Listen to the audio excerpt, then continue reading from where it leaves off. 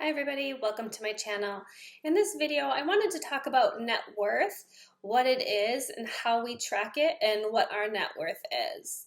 So I think net worth is something really important that you should be tracking. It's important to know where you stand if you're in the positive or in the negative, and if you're in the negative, how to work your way towards getting into that positive.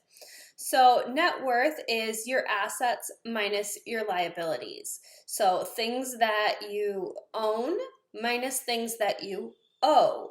So things that you own, things you can take into account. So your home actually can fall into both categories since it is a asset, but technically you only own really the equity in it. Any kind of savings, your retirement accounts, real estate, anything like that is going to be an asset. Anything that you owe on a vehicle, your home, student loans, anything like that that is a debt is going to be a liability. So for us, we do a couple of different things when we are calculating our net worth. For one, when looking at our home as an asset, we are using the market in the amount in which we paid for our home.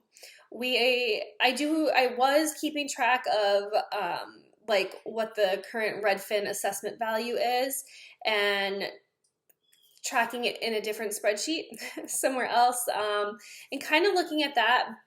But really, to be consistent, since the market is always fluctuating, you might get one amount if you were to sell it right now, but 6 months from now, maybe the market's going to go down and you would get less.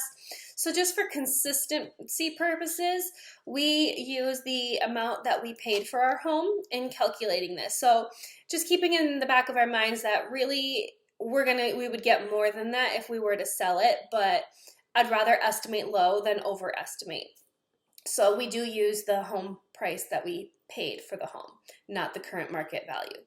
Another one that we do not include in our net worth are our vehicles. Even though our vehicles are an asset because they are paid off, we do not have a debt on them.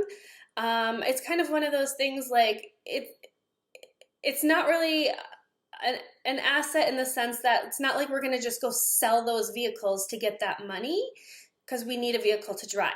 So we have chosen not to include that number in our net worth because it's not money that we are going to be able to use. I mean, technically that's true about our home as well because we live here. We're not going to just give up our home. But you kind of have to have somewhere to go with that. So that's why we use that market value minus the mortgage amount in the calculations, which I'll go through in a minute. So then I've lumped into one category, our retirement and our savings. So this would include both my husband and I's employer matches. So all the amount of money that we have that we contribute and our employers contribute into those retirement funds. It includes my Roth 401k, which I have done for now the last 2 years, and any money that we have in like our emergency fund and general type savings accounts that we calculate into this to calculate this net worth. And then the other line item that I call out is real estate. So for now, this is just what we invest in the Fundrise platform. So you can see here very minute amounts of money compared to if you were to buy a traditional real estate investment property. So then you will take the amount in green, which is the sum of all of the assets. And then again, like I mentioned, our only liability is our mortgage. So when you calculate that out month over month, you will determine what your net worth is.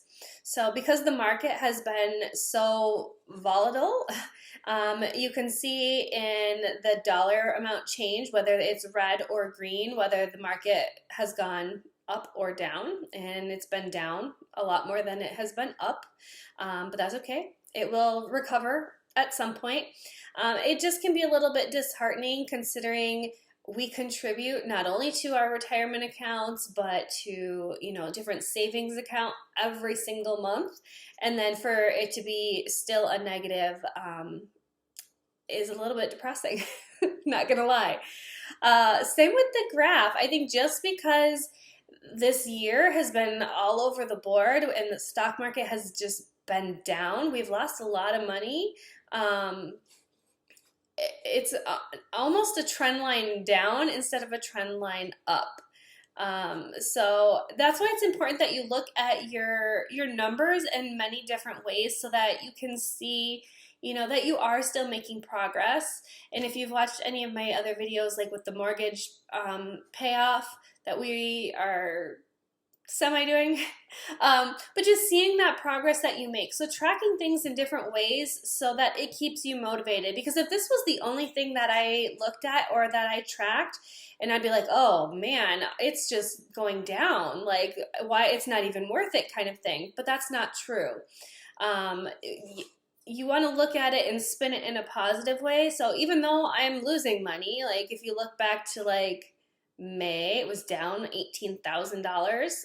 That's a lot of money. But when the market is down, you want to think of it like, well, you're buying additional stocks at a lower price. So when the market does recover, those shares that you bought at a lower price are just going to increase in value. So eventually this is going to turn around and those numbers are going to be more like April, where it was like a positive $27,000.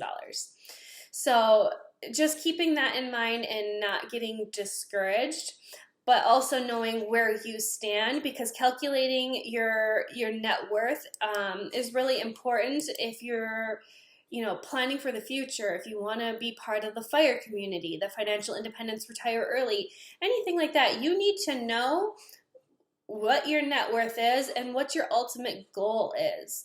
So that's something we also consider when we are looking at, like we calculate a FIRE number. So based on how much we would anticipate needing to spend in retirement times 25 will give you that number of how much do you have to have in investments to be able to safely withdraw 4%, it's called the 4% rule, to be able to live off of that through your like retirement years.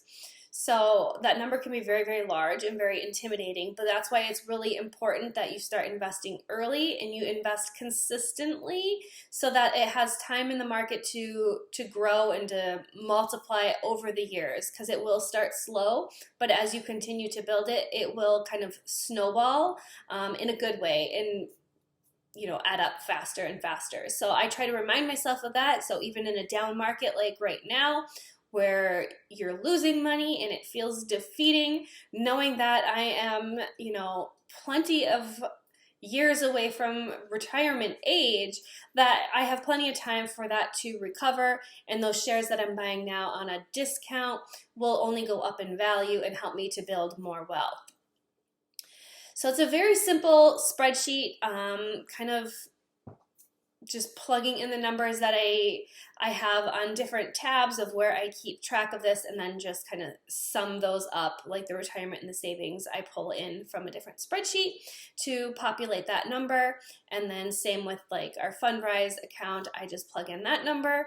So it's very simple to do something like this and to track that so that you know where you stand and that you can track that over time. I think especially when you're starting in the negatives or very low numbers, this is something I kind of was tracking when we were paying off debts. It was more, I tracked more the debt payoff progress to kind of see that come down each year as we were paying it down. So finding something that you can track in a measurable and meaningful way will help keep you motivated and keep you going towards achieving your goals and your dreams. So whatever you are shooting for, making those graphs or whatever it is that is gonna just to help you stay on track. So I hope you found that helpful. I can continue to share these on a monthly basis. Right now they're kind of not very exciting since there aren't a lot of changes. Like I said in the graph, it's kind of almost trending downward. But we continue to contribute regardless. So that will do it for me for this net worth update, and I will post again next month. Have a great one.